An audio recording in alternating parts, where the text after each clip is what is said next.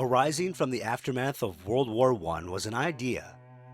This bold new idea, the League of Nations, came to light in the name of peace and prosperity.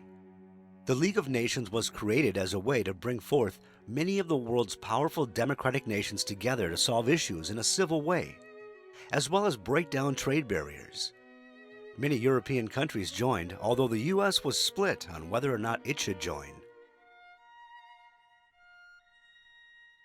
World War I was a horrific war, with many casualties. Nearly 10 million men died. Of those who did survive, many had various physical or psychological disorders or disabilities. Many people wanted to stop a war like this from ever happening again, including a senator from Nebraska named Gilbert Hitchcock.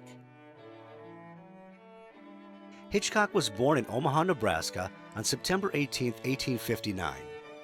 His father, Phineas Hitchcock, was a senator from 1871 to 1877 and was a Republican like the rest of his family. The Hitchcock family had multiple people who served in government. Gilbert went to school in Omaha and finished his schooling at Baden-Baden, Germany.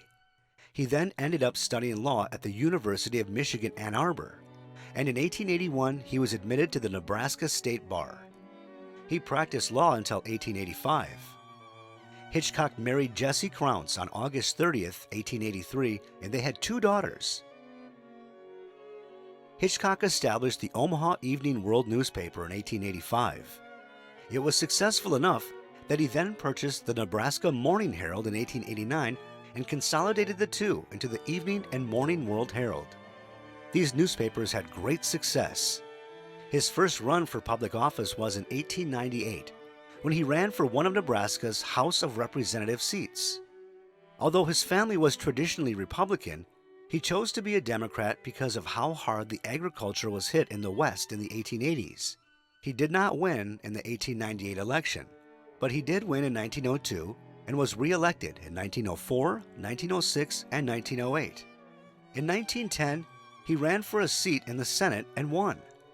He eventually sat on many influential committees in the Senate, including the Foreign Affairs Committee.